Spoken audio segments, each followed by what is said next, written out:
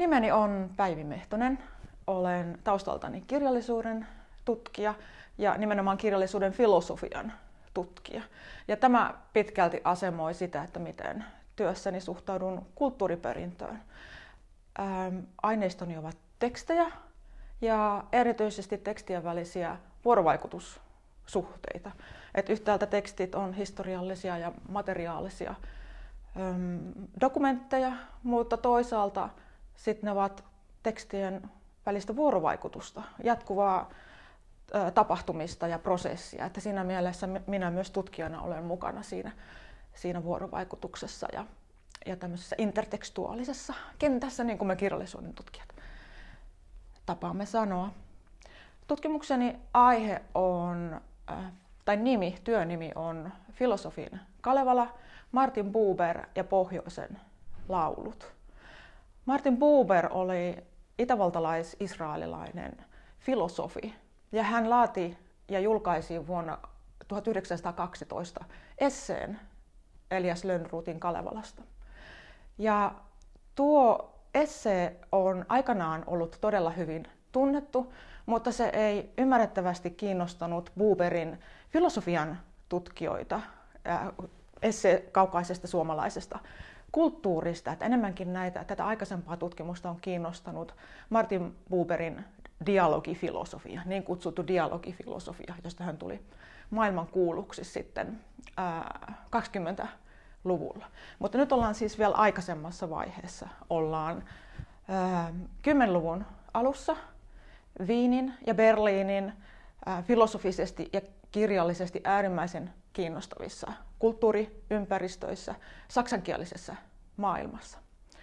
Ja itseni tuossa esseessä, tässä Martin Buberin 1912 julkaisemassa esseessä kiinnostaa erityisesti se, että hän julkaisi sen ensiksi kirjallisuuslehdessä. Ei laisinkaan siis perinteisissä kansanperinteen yhteyksissä, vaan erittäin merkittävässä ja kuuluisassa saksankielisessä kirjallisuuslehdessä, jossa julkaisivat kaikki aikansa tärkeimmät jo paikkansa vakiinnuttaneet kirjailijat, mutta myös nousevan avantgarden ja kokeellisen kirjallisuuden nimet. Ja tähän piiriin myös Buber jollakin tavalla asemoi itsensä, että hän oli kiinnostunut ekspressionismista myös omassa ilmaisussaan, myös tässä Kalevala-esseessään, ja kirjoitti monista sekä kuvataiteen että kirjallisuuden kokeellisuuden piirteistä. Niin nyt tämä meidän Kalevala-aihe otetaankin Saksassa, saksankielisellä alueella vastaan tällaisessa yhteydessä.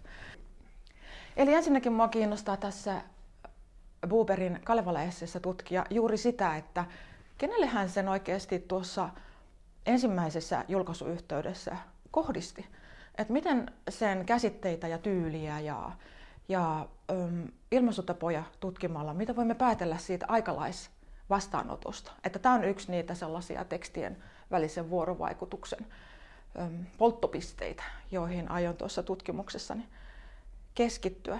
Ja sitten toinen tärkeä asiayhteys on Buberin silloin 30 Buberin siihen astinen tuotanto. Et miten hän kiinnostui Kalevalasta, millä tavalla se suhteutuu hänen jo julkaisemaansa filosofiseen ja kirjalliseen työhön. Buber oli väitellyt vajaa 10 vuotta aikaisemmin filosofiasta. Ja tuon työn aihe oli yksilön ja yksilöllistymisen ja yhteisön käsitteet. Eli yksilöllistyminen käytännössä tarkoittaa sitä, että miten meistä tulee yksilöitä jossakin tietyssä ympäristössä tai osana jotain tiettyä yhteisöä. Ja niinpä myös tuossa Kalevala-esseessä, kun sitä lukee tässä polttopisteessä suhteessa Buberin varhaisempaan filosofiseenkin tuotantoon, sieltä nousee esiin kiinnostavia asioita. Ei Kalevala ensisijaisesti mytologiana, vaan Kalevala kertomuksena erilaisista yksilöistä, erilaisista yhteisöistä sekä siellä kalevalaisessa maailmassa että sitten Elias Lönnrotin työskentelyn kautta. Että Buber hyvin vahvasti samastui Elias Lönnrotiin tämmöisenä tekstin toimittajana ja myös luojana. Buber kirjoittaa, että kansanperinteen ja mytologian kerääjä ei ole tutkija, mutta ei hän ole runoilijakaan. Että hän on jotakin siltä väliltä. Ja tuossa Kalevala-esseessään Buber hakee nimenomaan tätäkin puolta. Siinä etsii samalla omalle työlleen oikeutusta ja käsitteitä lukemalla välillä melko abstrakteinkin käsittein suomalaista vanhaa mytologiaa. Se, miksi Martin Buber erityisesti samastui Lönnroothiin toimijana, kokoajana ja tekstin uudelleen luojana, oli se, että hän oli itse kerännyt ja julkaissut uudestaan hasidi-juutalaisia legendoja. Toisin sanoen itä-eurooppalaista perinnettä nykyisen Itä-Puolan ja Länsi-Ukrainan alueelta, joka oli osin hänen omaa kulttuuriperintönsä ja taustansa. Hän oli maallistunut juutalainen, mutta hänen suussaan oli merkittäviä uskonnollisia toimijoita. Ja nuo legendat, hasidi-juutalaiset legendat, liittyivät hänen omaan perintöönsä sitä kautta.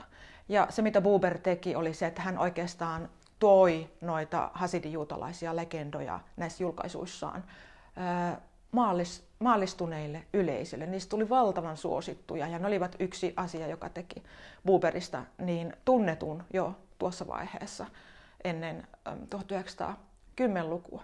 Eli monestakin syystä Buber etsi tapoja toimittaa tekstejä, muokata meille jo annettua materiaalia joksikin aivan muuksi, niin kuin oman nykyaikansa käsittein ja termein. Ja silloinhan hän oli tuskallisen tietoinen siitä, että silloinhan se väkisinkin se teksti jo muuttuu, mutta kuinka paljon se saa muuttua. Että hyvin samantyyppisten ongelmien kanssa, niin kuin tiedämme, niin ponnisteli Elias Lönnrooth Kalevala-toimituksessaan niissä eri versioissa.